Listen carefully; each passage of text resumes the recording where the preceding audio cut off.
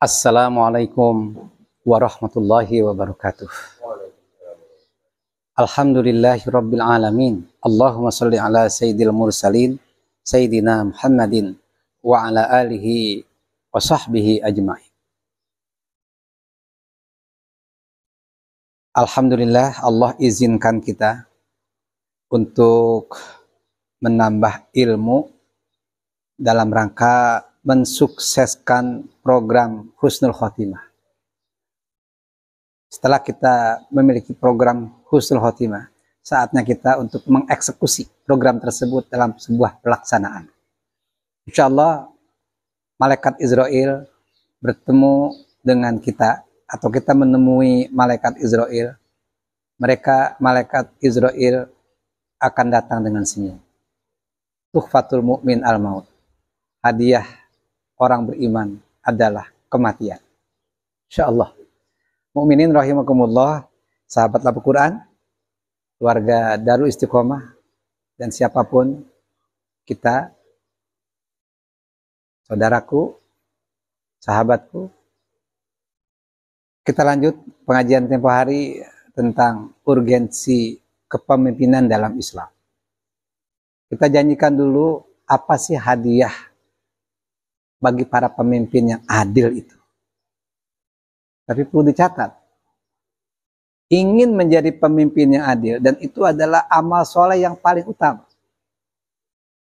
Tidak bisa menjadi pemimpin yang adil kecuali kita melaksanakan hukum-hukum dari yang maha adil.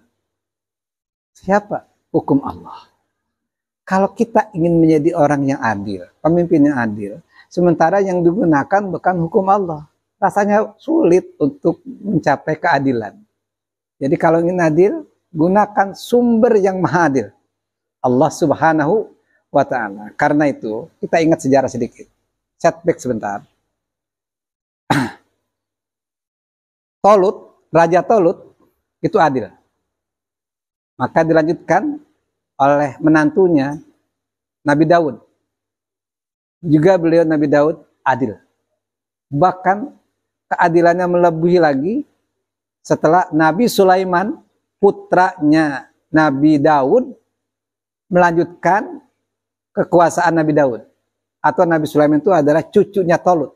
Itu keadilan yang super. Jadi keadilan yang tegakkan oleh seorang Sulaiman alaihissalam mengalahkan keadilan yang pernah diperankan oleh seorang Daud. Mengapa mereka semua adil?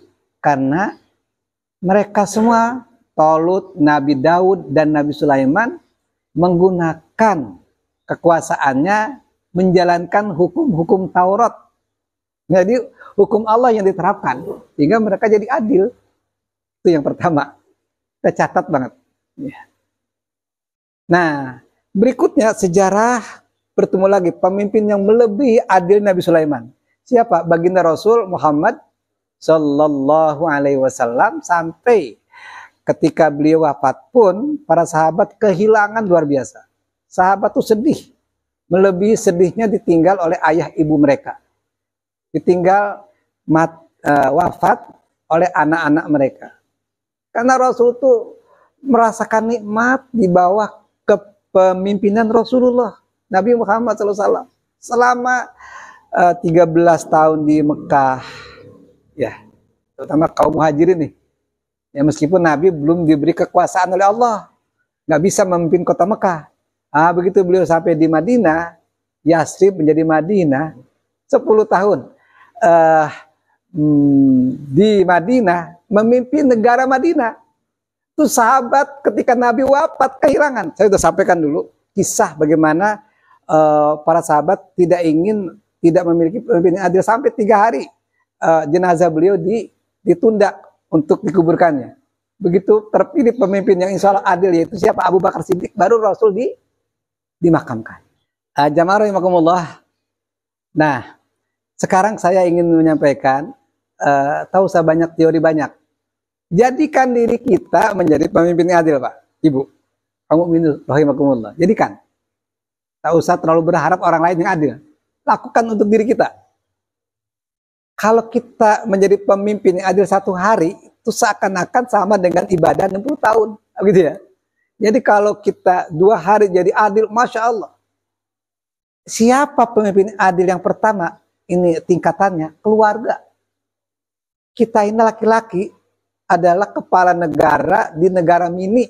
Gitu ya. Tegakkan hukum syariat sesuai kemampuan kita. Tentu kita harus belajar mampu memahami hukum-hukum syariat. Lalu kita teladan di keluarga.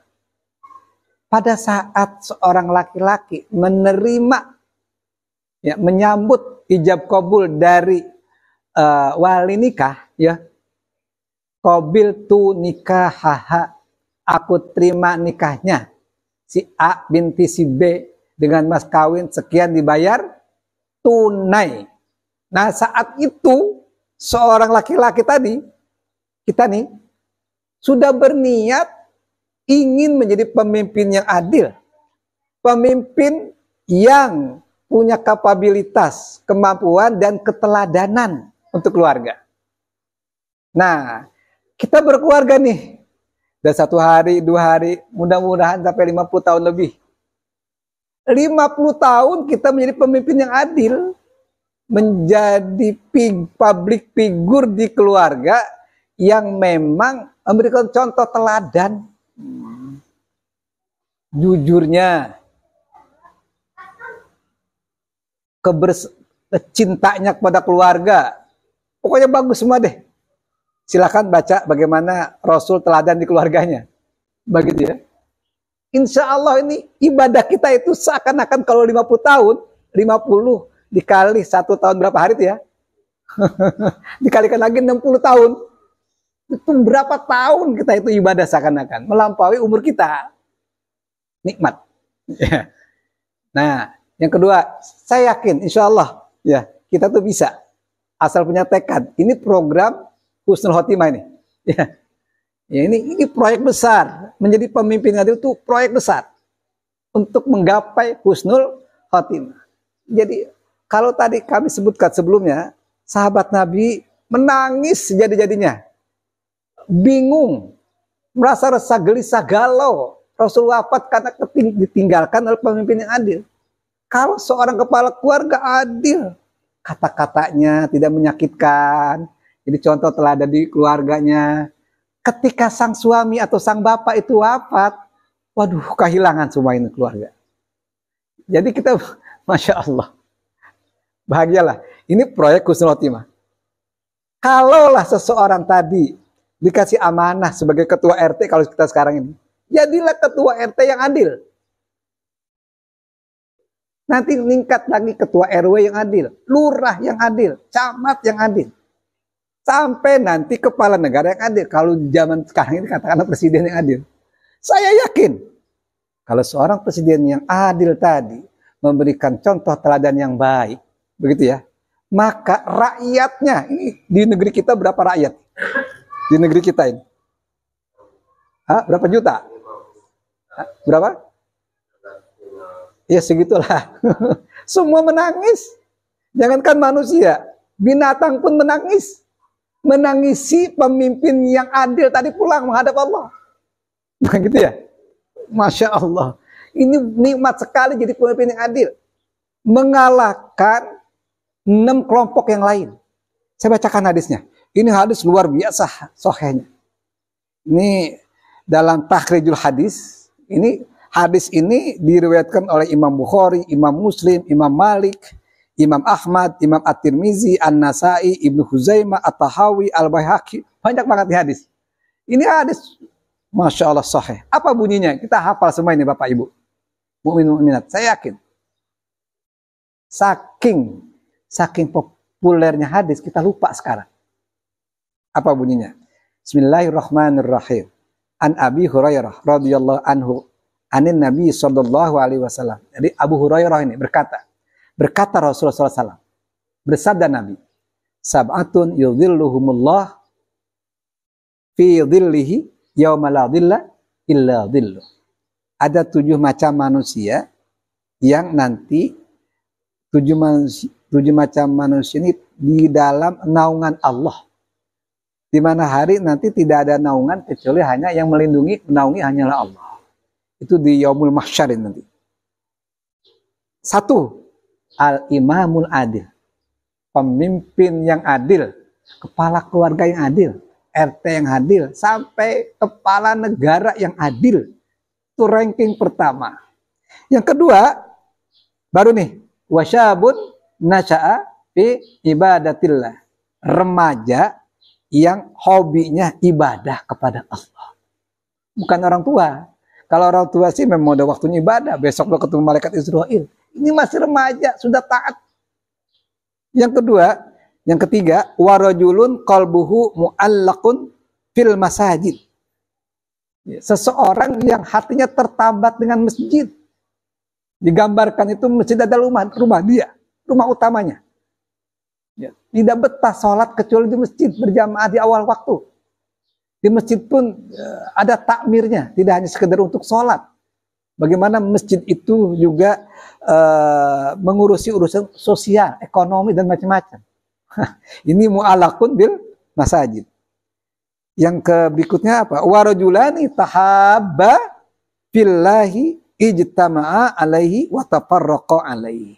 Dua hamba Allah yang saling mencintai karena Allah, baik bertemu ataupun berpisah. Bertemunya karena Allah untuk memperjuangkan hukum-hukum syariat Allah, berpisah pun karena Allah, karena memang tugasnya sudah dibedakan. Itu kerinduannya kepada temannya, kepada saudaranya karena Allah, bukan karena uang. Bukan karena sesuatu pemberian yang sifatnya materi. Kalau sekarang kan enggak, orang membantu kalau dikasih uang. Ini contoh aja nih. Saya perhatikan di masyarakat, saya nggak akan mencoblos seseorang, memilih seseorang kalau nggak dikasih uang saya. Jadi itu, Masya Allah. Sekarang seperti itu. Nanti nggak begitu, ini orang hebat nih. Dua hamba Allah cinta bukan karena sesuatu, tapi karena Allah. Karena memperjuangkan hukum-hukum syariat Allah. Yang berikutnya, warajulun da'athum ro'ah data mansabin wa jamalin faqala inni akhafullah. Seorang laki-laki dirayu untuk berbuat mesum oleh seorang gadis atau perempuan, tapi dia berkata, saya takut pada Allah. Ini dapat naungan. Nah, kemudian yang berikutnya apa? Warajulun tasaddaqa bisadaqatin fa'akhfaha hatta la ta'lam shimaluhu ma tunfiqu yaminuh. Seseorang bersedekah tidak riak di sini. Digambarkan tangannya yang kanan memberi, tangan kirinya nggak ngedumel, nggak ngomong, nggak tahu. Masya Allah. Yang ketujuh, warajulun dzakarallahu khaliyan fafadat ainahu. Laki-laki atau seseorang yang ingat kepada Allah di waktu sunyi, seperti di waktu malam sholat tahajud dia, dan memang langganannya sholat tahajud. Itu fafadat ainahu, meleleh air matanya, nangis, ingat dosa-dosa. Jangankan dosa besar, dosa kecil pun dia nggak mau lagi. Dahsyat sekali ini. Ini 7 macam manusia yang dapat naungan Allah.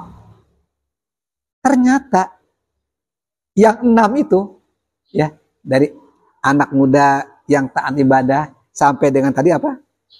Laki-laki yang bersedekah atau seseorang bersedekah yang hanya kepengen pamernya ke malaikat, pamernya kepada Allah, pamernya dengan makhluk langit, tidak pamer dengan makhluk bumi, gitu loh. Itu kalah dengan imamun adil. Apa logikanya? Saya jelaskan sekarang.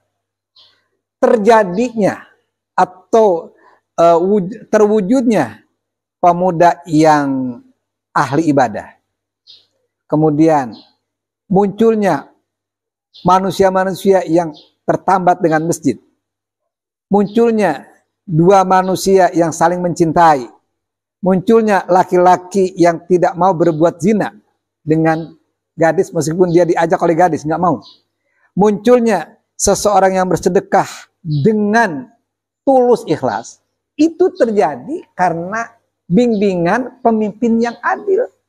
Jadi pemimpin adil itu bisa menciptakan 6 macam manusia. Ya gitu ya.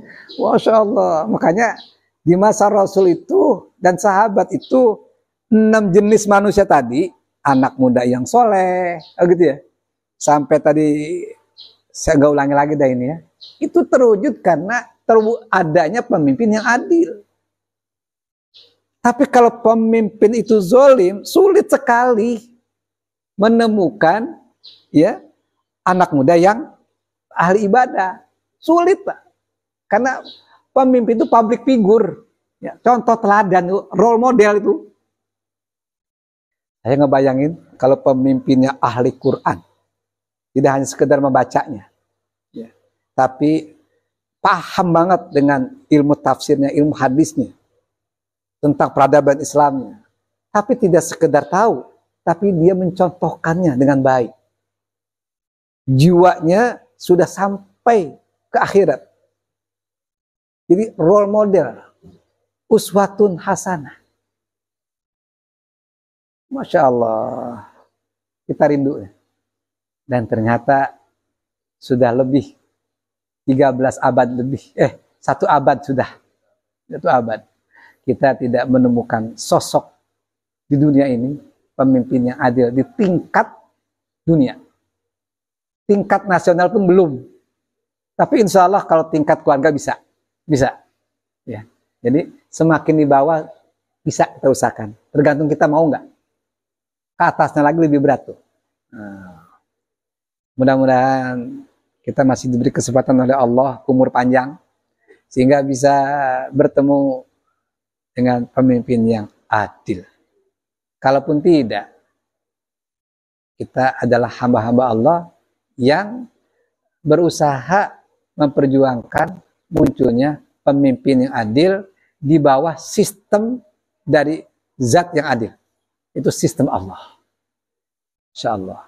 Sebagaimana pernah dibuktikan di masa Rasul, sahabat, tabi'in yang lamanya 1342 tahun. Di mana dunia merasakan nyaman, merasakan adil, tidak hanya bagi umat Islam, di luar umat Islam pun merasakan nyamannya di bawah naungan Islam.